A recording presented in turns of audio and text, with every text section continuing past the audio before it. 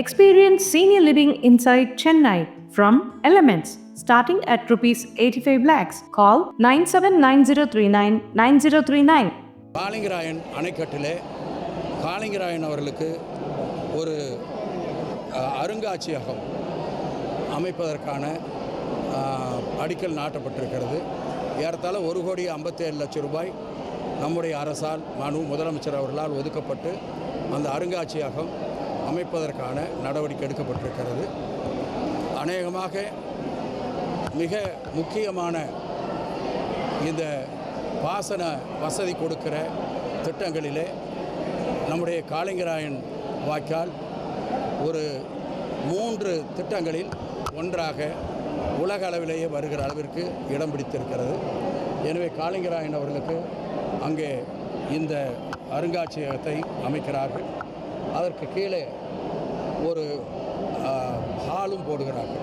கூட்டம் நடத்துவதற்கான ஒரு அரங்கத்தையும் அங்கே செய்கிறார்கள். இவைகளை இன்றைக்கு பூஜை போட்டிருக்கிறோம்.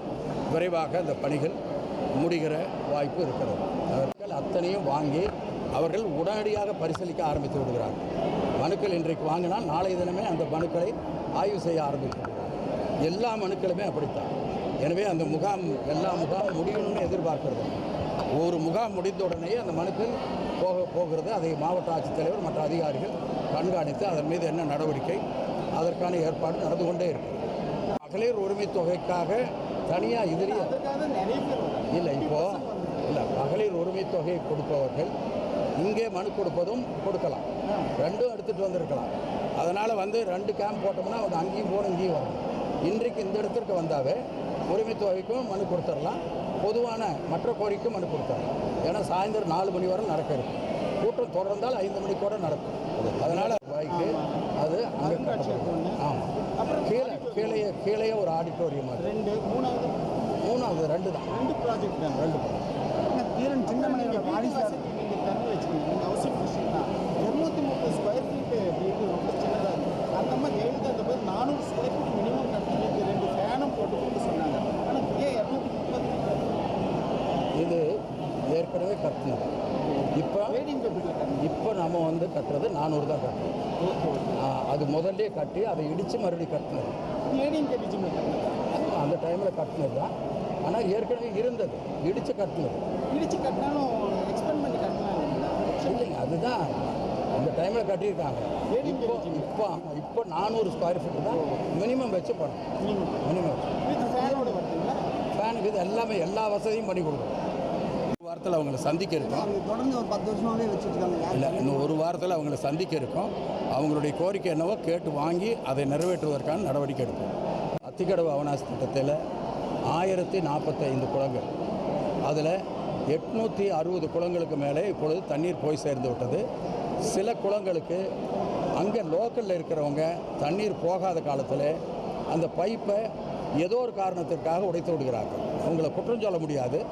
அவங்க அவங்களுக்காக வாய்க்கால் எடுக்கும் பொழுதோ அல்லது ரோடு போடுகிற பொழுதோ ஈபி வேலை செய்கிற பொழுதோ அந்த பைப்பை உடைச்சிட்றாங்க. நான் சொல்கிறது அந்த சின்ன பைப்பு, பெரிய பைப்பு அது ஒன்றும் பிரச்சனை இல்லை. அதிலிருந்து போகிற அந்த பிராஞ்சில் போகிற அந்த பைப்பு உடைக்கப்பட்டு விடுகிறது. அதெல்லாம் சரி பண்ணுறதே கொஞ்சம் ஒரு இடத்துல உடைஞ்சதுன்னா அதுக்குள்ளே மண் போய் கீழே அடைச்சிடும். அது எல்லாமே சரி பண்ணுறது மிக சிரமமான வேலையாகத்தான் இருக்கிறது. யார் அதை எடுத்து பண்ணாங்களோ அந்த எல்என்டி தான் அதை செஞ்சுக்கிட்டு இருக்காங்க. மாவட்ட ஆட்சித்தலைவர் இப்போ அவங்களெல்லாம் கூப்பிட்டு இதெல்லாம் விரைவாக நீங்கள் செய்யணும், அடுத்த வருஷம் வருகிற பொழுது இந்த பிரச்சனை இல்லாமல் பார்த்துக்கணும் அப்படிங்கிறதுக்காக நடவடிக்கை எடுக்கணும்னு நாங்கள் பேசியிருக்கோம். நேற்றைக்கு அந்த இன்ஜினியர்ஸ் எல்லோரும் எங்களை பார்த்து அதெல்லாம் எக்ஸ்பிளைன் பண்ணிட்டு போனாங்க. இப்போ எல்என்டியோடவும் நாங்கள் பேச சொல்லுவோம். நடந்துக்கிட்டு தான் இருந்தது. ஆனால் ஒரே இடத்துல கேம்ப் போட்டு அதுக்காக ஒரு தனி கவனம் செலுத்தி பண்ணணுங்கிறது முதலமைச்சருடைய எண்ணம். அதுக்கு முன்னாடியும் சம்மந்தப்பட்ட அதிகாரிகள் மனு கொடுத்து அதை செஞ்சுக்கிட்டு தான் இருந்தாங்க. இப்போது அவர் நேரடியாக அதை கவனிக்கணும்னு நினைக்கிறார். முதல்லையுமே கலெக்டர் ஆஃபீஸில் என்ன மனு மண்டே கிடைக்குது, அதில் என்ன தீர்வு அப்படிங்கிறத அவருக்கு தகவல் சொல்லிக்கிட்டே தான் இருக்காங்க. இன்றைக்கி இதுக்காக தனியாக முகாம் போட்டு இது எல்லாமே கம்ப்யூட்டரில் ஏற்றி அவருக்கு அதை கண்காணிக்கிற ஒரு வாய்ப்பு அவருக்கு ஏற்படுத்தியிருக்காங்க. அதனால் இது தொடர்ந்து நடக்கிற வேலை தான். அதை வந்து ஒரு கேம்ப் போட்டு, மெடிக்கல் கேம்ப் எப்படி போடுறோம், அதுக்கு பின்னாடி நடத்தவே இல்லைன்னு சொல்ல முடியுமா? எல்லா ஹாஸ்பிட்டல் இருக்குது. ஆனால் மெடிக்கல் கேம்புங்கிறதுக்கு அவங்களுக்கு ஒரு உந்துதலை ஏற்படுத்தும். சரி, கேம்ப் இருக்குது, போய் செக் பண்ணிக்கலாம். அது மாதிரி இதில் இருக்கிறவங்க பல பேர் வந்து ஒவ்வொரு திங்கட்கிழமையும் வருவதற்கு கூட வாய்ப்பு இருந்திருக்காங்க. இப்போ அந்த வாய்ப்பை இங்கே கொடுக்குறோம்.